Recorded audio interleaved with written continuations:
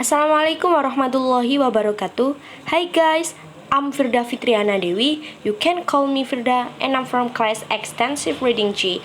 In this video, I would like to tell you about novel review of Louisa May Alcott by the title Little Women.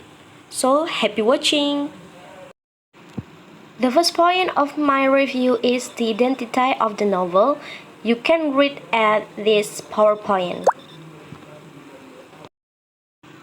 Now let's step to the next point. Introduction. This novel tells about the daily activity that is occurred in March's family's house.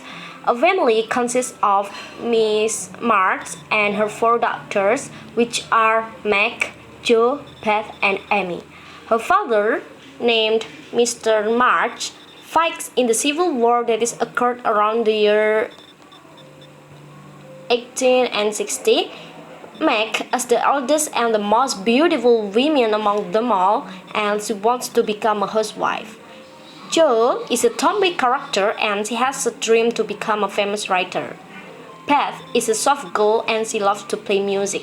She hopes she could be a great musician. Meanwhile, Amy is a spoiled girl who wants to be a great painter. They are very lucky because they have a mother like a Miss March. She has a soft heart nature and she is wise. Although he must take care of for the children alone, she never complained. The next point is body of the review. Alcott's story began with the four March girls sitting in their living room, lamenting their poverty. The girls decide that each of them will bring a gift for their mother. Marmee, instead of having a gift for themselves on Christmas, Marmee comes home with a letter from Mr. March.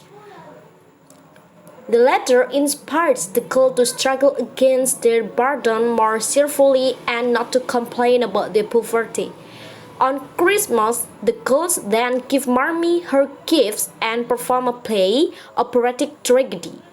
One day, Meg and Jo attend a New Year's party at home of Meg's wealthy friend, Sally Gardiner. At the party, Jo meets Laurie, the grandson of old Mr. Lawrence. Mr. Lawrence is the best friend of Mr. March. The girls have various adventures. Meg and find work outside the home to help support the family. Meg spends her days teaching small children as a governess. Meanwhile, Jo spends time regarding and caring for her aunt, March, and wishes that he could read all the books in her auntie's library. At some point, Laurie invites Jo and Meg to watch the Seven Castles of the Diamond League. Jo refuses to let Amy go with her to theater. Upon arriving home, Jo learns that Amy burned Jo's manuscript, which her feels so hard and crushed that she cannot ever forgive Amy. In her anger, she nearly lets Amy down while ice skating. Because of Marmee, finally Jo can forgive her little sister. Then story is solved around pretty Meg who attend Annie's format party. However, Meg is ashamed that her family is poor and that she cannot afford a new dress like the other girls. While at the party, she hears that people think she intends to marry Laurie just for his money. One day, the family receives a telegram saying that Mr. March is sick in the hospital in Washington, D.C. Marmee goes to treat him and Jo sells her hair to help financing the trip.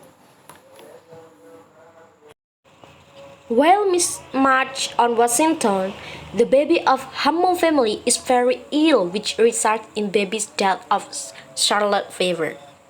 Beth returns and is confined to bed. Amy is sent to Aunt March's house because of the fear of her contracting the fever. Beth are dying on the brink of death until Marmee returns. Finally, the fever breaks. Later, the story tells about Mr. Brooke, who will get a job. Then he asks Meg to marry him. Jo is very upset at the prospect of losing her sister, but Marmee tries to comfort her. On Christmas Day, Mr. March returns home. The girls are happy to see him, and finally the March family is complete and they live happily ever after. Now we step to the last point, that is conclusion. This book shows how in all times love and hope are the most faithful companions when all others aspects, honestly and true intention are really the most valuable possessions one can have.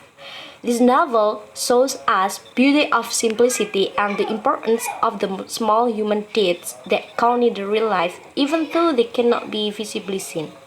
Some might not like this story, but unique thing about it's that it's based on the completely true story of Louisa May Alcott's own life.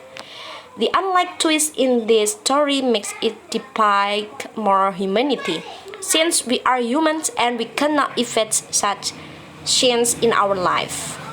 So guys, that's all from me. Thanks a lot for your nice attention, and I apologize if there are mistakes in my video. The last I say, wassalamualaikum warahmatullahi wabarakatuh.